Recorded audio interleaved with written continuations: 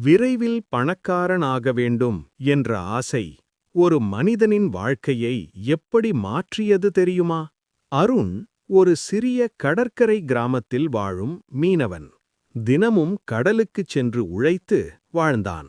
ஒருநாள் ஒரு வர்த்தகர் கிராமத்துக்கு வந்து, என்னிடம் பணம் முதலீடு செய்தால் 3 மடங்கு லாபம் தருவேன் என்றான்.